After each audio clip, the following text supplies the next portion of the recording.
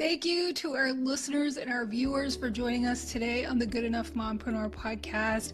I'm thrilled to have Isabelle Tremblay with us here today. She's a best-selling author and heart-led leadership expert who helps women redefine success after burnout because she experienced her own burnout and recovery from that. And after a 24-year corporate career, she made the courageous decision to walk away and create a new way of leading, one rooted in love, purpose, and alignment. So through her work and her book, Love, Lead, Succeed, I love that title, she shares practical tools to quiet the mind, reconnect with yourself, and build a life and business that feels good from the inside out. Isabelle, thank you for joining us and welcome to the podcast. Thank you so much, Angela. I really appreciate you having me and excited to share my message with your audience. As this podcast has developed over the last 5 seasons now, over 200 episodes, I think that this is really one of our core messages too, in that build what you need as a mom entrepreneur, but it has to be aligned. And if you're going to build something that's just going to burn you out in the long run, what good is that? You have to have something that is going to nourish you and your life. So I can't wait to dive in. But before we get to all of the questions, take us back to that moment when you realized you needed to make a change. Yes, so I spent over 2 decades, as we mentioned, climbing to the pinnacle of my career. At the end of my career in the corporate world, because now I've decided to be an entrepreneur, I completely burnt out. And it was, of course, a very difficult moment of my life because, like many high-achieving moms and women, I wanted to achieve a lot of things, and I was measuring my life with, titles and the number of emails or meetings I would participate in, as opposed to how aligned I am with my purpose. And I have to tell you, my burnout was the most powerful leadership lesson I've learned. It wasn't a breakdown, it was truly an awakening. I found myself and I came home to myself following this health challenge. That is a really interesting thing that you just said, that your breakdown really felt like an awakening. How can you describe that? Because I think that's really powerful, because in those moments, and I've been there, where I've been totally burned out, what was that shift where you went, oh, I think I can learn something from this? Yes, because unfortunately, through the burnout process, I got to a point where I was so exhausted, and often with burnout too comes depression. So there was a moment, after I was diagnosed, like I could barely get out of bed, like just even like brushing my teeth could feel like a lot of work, because I got to a point in my life and in my career where the mental noise and the pressure on me was so high. Like I was not only working over 80 hours a week, managing 2 different business divisions, 2 different budgets in different countries and over 20 people reporting to me. I was also going through a very challenging divorce. I was a single mom and, the only parent providing and caring for my 2 beautiful daughters. So the pressure on me was relentless. And when I finally started healing myself and taking steps to really focus on me and choose myself first, love myself. And I can tell you, this is not selfish. This is the number 1 leadership rule. You need to choose yourself first and love yourself. I was able to quiet down the mental noise, and it just brought me to a space where I was able to really answer some of the big life questions. So not that question, who do you want to be when you grow up, but more, what's your vision in life? What's your mission? And through this breakdown, I found my purpose. And now I'm on a mission to help over 1 million people through my Love Lead Succeed platform to positively impact their life and really help high achieving women reclaim their time, power, and energy, because so many of them feel exhausted. Mm-hmm. Yeah, and I love that you mentioned that we feel exhausted and we think it's just normal, right? And so looking back on that time where you were experiencing burnout before you were diagnosed, what are those things that you think that you overlooked, that your mind and your body and your spirit were saying, look, you're doing too much?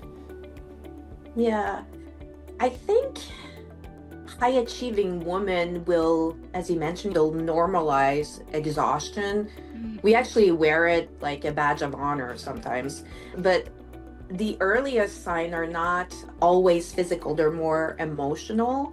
So I was experiencing decision fatigue. For instance, I can't say coming home after work because a lot of time I was working from home, but traveling a lot too. Just a simple decision of, after work, whatever time that is, and sometimes it was very late at night, the decision of what to make for dinner, couldn't figure it out because that became not high on the priority list, but my brain was just so foggy.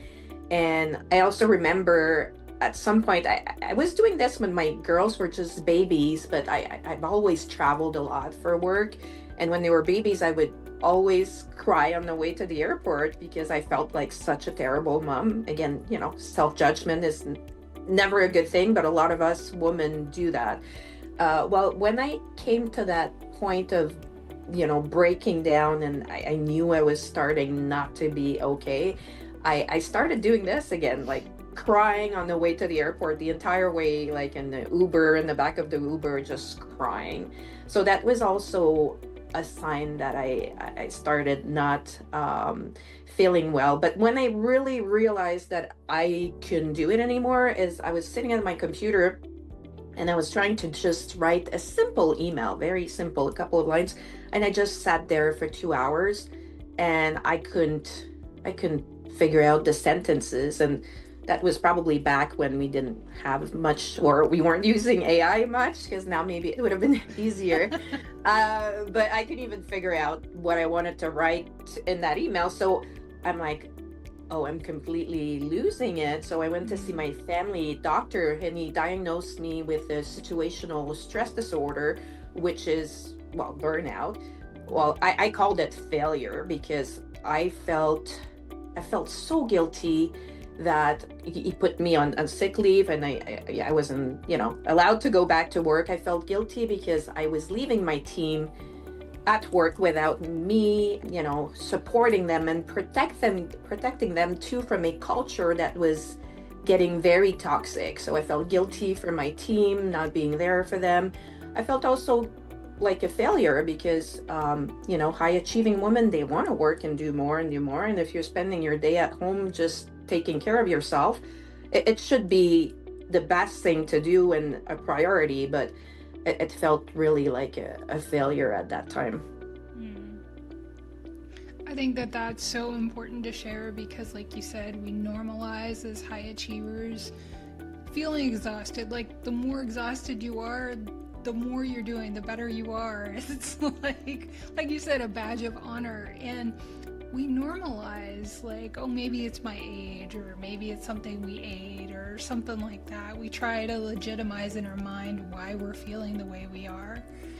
And so while everybody's burnout looks differently, I'm sure, I think it's so powerful for you to say that even something like trying to figure out what you would make for dinner is really powerful. And thinking about times when I was really stressed and doing too much, I would do the same thing, but that never occurred to me that that was a sign of burnout. So thanks for sharing that. I love that because I think it's important to know that other people are going through this too. When you're trying to just tread water, you think you're the only person going through it.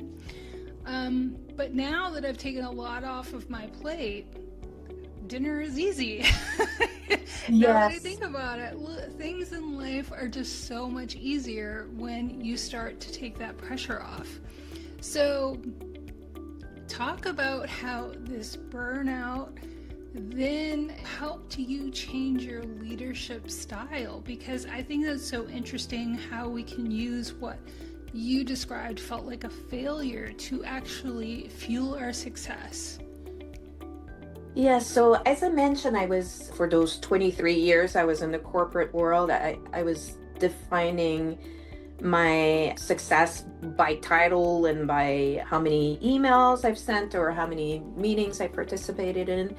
I think my leadership style was always love centered. So I've always believed in high emotional intelligence, in building trust and respect, and really serving other, because leaders should really serve their team to rise up. And I've always told my team, my goal is to make you, get my position one day, because you want to build your team to be able to expand and just rise. So what had changed in terms of my leadership style would be more in terms of, like, I completely discovered that love-led leadership, not only does it include all these key elements like emotional intelligence and serving your team, but you need to learn to love yourself first. We have to understand we can't pour from an empty cup. So what I ignored during those 23 years of corporate leadership was to take care of myself first. And I needed to completely break down to realize that. And since then, I completely reinvented the way I approach my life and the way I live my life as well. What does success look like when it's centered on love and purpose? Because I think a lot of people, like you said, may already have that. As female leaders, we already tend to be more emotionally intelligent and support our teams in a way that's different. And you did say that you do take care of yourself more, you put yourself first, but it also sounds like boundaries are part of that, because you're giving to your team and the company that you're working for, but not doing a lot for yourself. Yes, definitely. And boundaries are so important. So I would say that what success looks like today, it's like sustainable rhythms. And that's actually the fourth part of my coaching program for C-suite women. But the first thing I do in the morning is I wake up and protect my energy first. And that's something I would highly recommend to all executive or women out there. I personally do it through meditation, and this is something I started through my burnout recovery. So before I give my attention to anyone else, at the beginning it was 5 minutes, now it's more closer to 40 minutes. I spend time just protecting my energy, calming down all that mental noise that's not helpful for most people. And I also use it to plan my future through my thoughts and what I really focus on. And it also means that, you mentioned I've reinvented myself at the age of 47 and launched a company.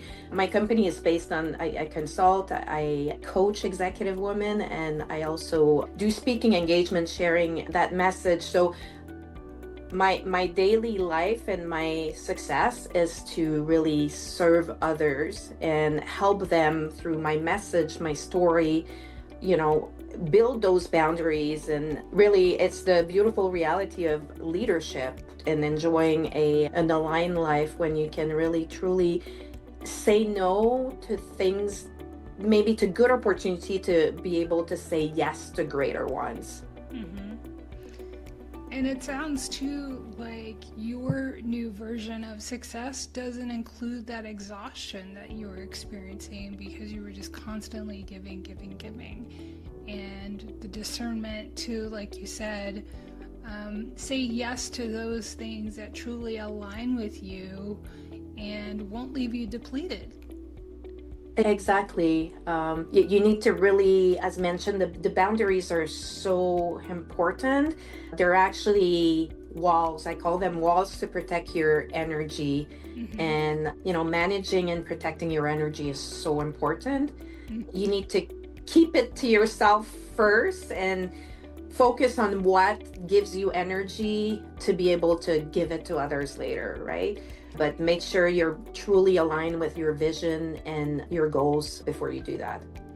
I love that you mentioned energy too. As a Reiki practitioner, it was a light bulb experience for me to understand we have an energetic body and we also have our physical body, and there's a physical aspect, a practical aspect, and an energetic aspect to everything we do. So I'm really curious to hear, how do your clients and those in the C-suite, how do they react when you say you need to protect your energy? How do they take that message? I think most people understand the concept, but we bring it back to just a simple thing. For instance, it's like your calendar.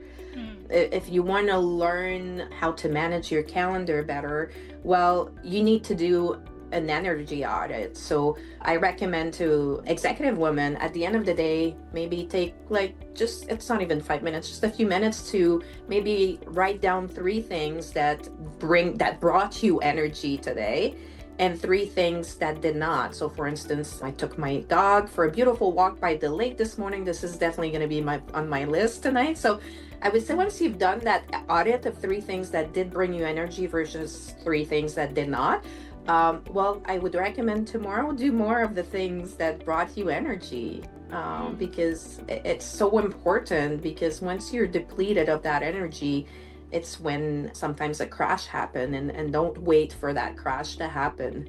Mm-hmm. Yeah, energy is not some woo-woo thing. You can make it No. really practical. It is like something that really exists, and it's so easy, like you said, when you do an audit of what you do and you realize how you feel when you're doing certain things, that can be a direct message to what is zapping your energy and what is it that you really love to do. I think it's a great tip, and something that's really important to be mindful of in leadership. We often talk about on the podcast how moms and women are actually pre-qualified to be leaders.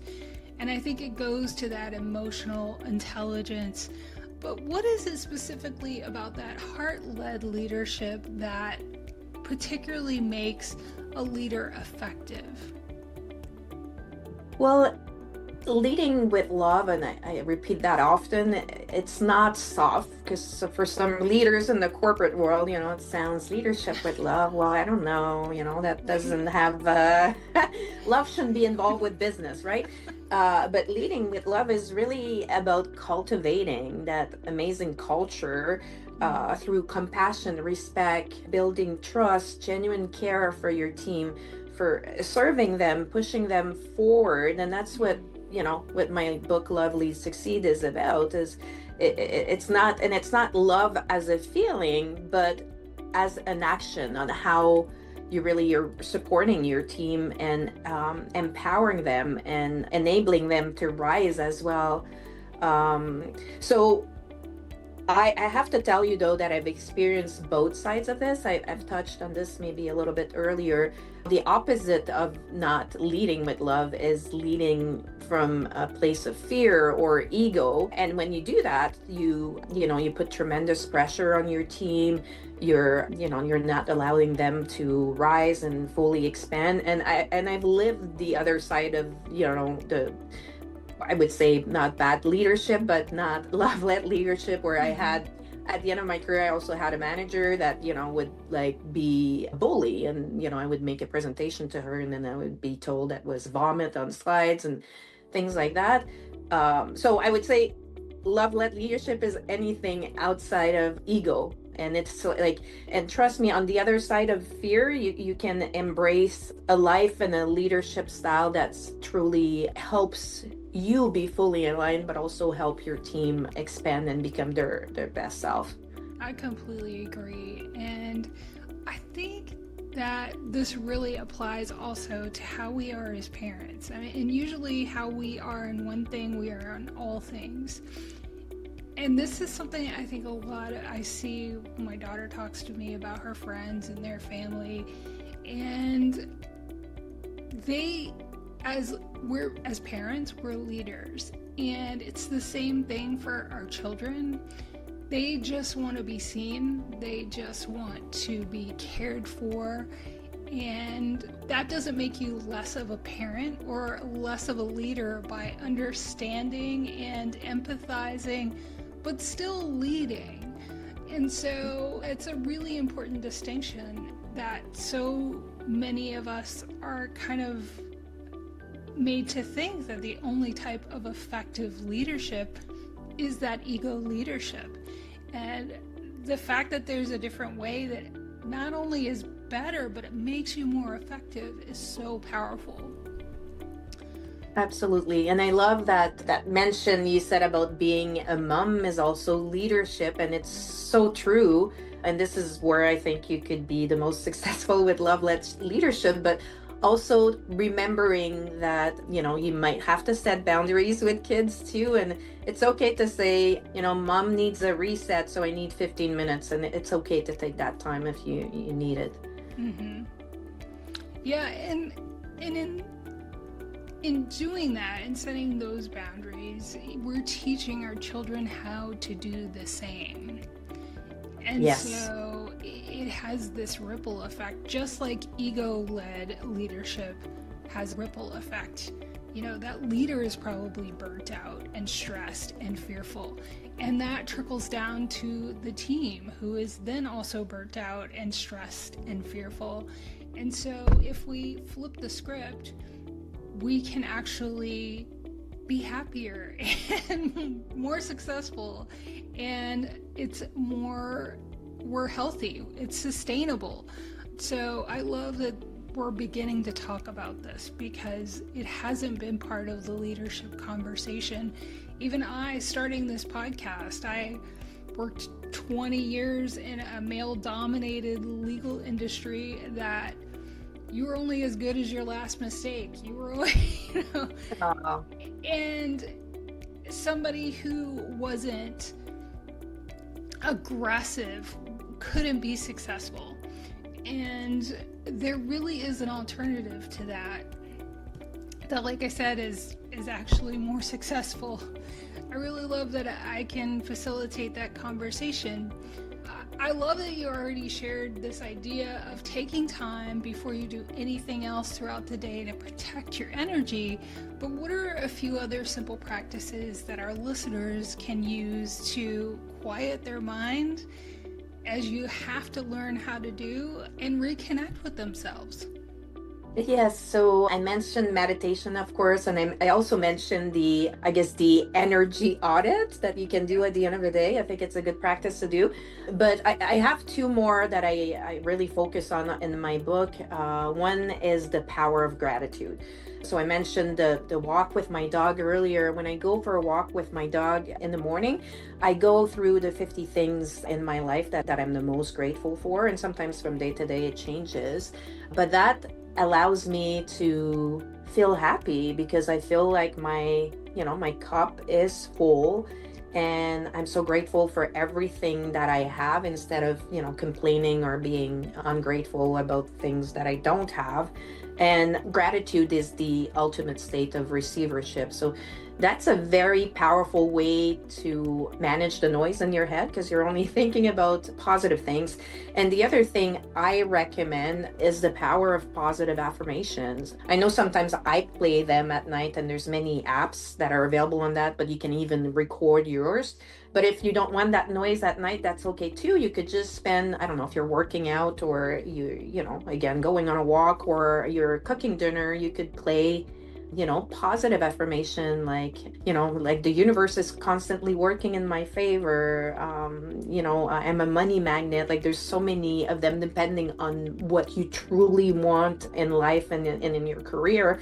Positive affirmations can be very powerful. Yeah, they can. And I don't think people really understand that they have this default story they're telling themselves that runs all day long in their subconscious. And that doesn't change until we intentionally disrupt it with something like the positive affirmations or the gratitude. And gratitude is the highest frequency. It's the highest form of being when you're not in a state of lack or, depression being like something that is very low energy. When you feel like you said your cup is full and you're just grateful to just be in that moment with your dog or whatever is going on in your life is just, I don't know if there's any better state to be. No, I mean, gratitude is, I talk a lot about this in my book, Love Lead Succeed. It's just, I mentioned it's the most powerful way for the universe to give you more. It gives a sign to the universe that, you're grateful for this, so they'll send more. So I would encourage people to, if it's for anything, it's a good way of feeling happy. Because I try to say thank you and not like sometimes when I walk, I just say thank you, thank you, thank you. And it just brings a smile to my face. So I highly recommend it. Right. And while you were talking and adding those tips, we often think that we have to go through a major transformation. We have to purchase some expensive, coaching program, or, sometimes we need that for the accountability to keep us on track. But all of the things you mentioned, if somebody wanted to make a shift today, they're free. It's just really about the decision and the intention behind it. Exactly. And there's so many great resources out there, like whether it's books or, your podcast, and there's a lot of content. That's a great thing about this world right now. We have access to so much content. Sometimes it can be a negative because it's information overload. But if you're really looking for something to help you, there's a lot you can find online and networks and such. Well, before we wrap up, do you have any shifts that you think busy moms can make maybe today or this week that they're listening to this podcast that really can make a difference in their life to help with the overwhelm and the burnout? I would say start with something small, as you mentioned, often, we think we have to, and you don't have to like completely reinvent yourself or quit your job. Sometimes it's just with something smart. So start with your morning, protect your energy. So start with 15 minutes for yourself. If meditation is not for you, that's okay. Just spend some time journaling and do that energy audit I mentioned at the end of the day. And throughout the day, if at some point you don't feel okay, well, that's okay. Just take some time. One other thing I would do when, I would be in a stressful situation, like if you're feeling stressed out, just get into the present moment. Like if it can help, if you're drinking a glass of water, coffee, focus on your mug or your glass, and just try to just take a few minutes to empty your brain from all that noise and just take a few minutes breathing exercises would help too, but learn to love, yourself first, and don't ignore the signs of exhaustion because you don't want to wait until you completely crash to realize that you need to protect your energy. Yeah, I love that. So before we go, if there is a busy mompreneur listening and she feels that slowing down or being more mindful and intentional, as you mentioned, is going to actually hurt their growth, not help it, what would you say? I would say I know how you feel because I live that, but slowing down is actually the only way to really allow you to focus on your vision. It's not like in chaos and doing more that you're gonna have clarity, right?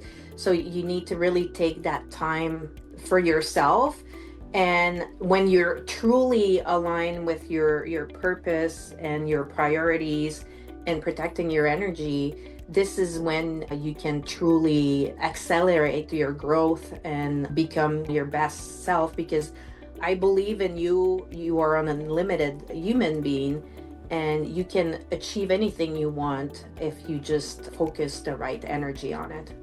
Mm-hmm. Yeah, I think that's 100% agree. And it is, though, I equate it to trying to catch salmon with a goldfish net.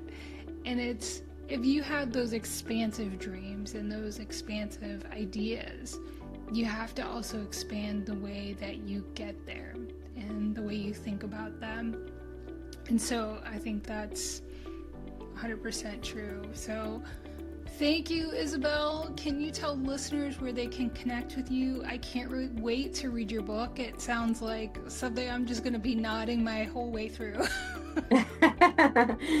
Yes, absolutely. Listeners can reach me on Instagram at LoveLeadsSucceed. I also have a LinkedIn page. I have a YouTube channel at LoveLeadsSucceed as well, where I share, practical tips every day. There's a new video being posted.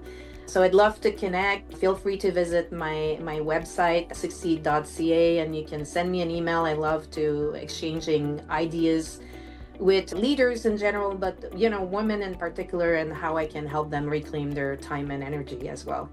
Yeah, so important, so necessary right now, when I think we're all reassessing, I think, what is it that I really want? Because this can't just be it, right? Yes, I know. Yeah, it's been happening since the pandemic. So I love that we're having that conversation now after that difficult time. But I think it really helped us all to start making some changes in our lives. So thanks so much for your work and your time today for this conversation. Thank you, Angela, for providing that platform for your listeners.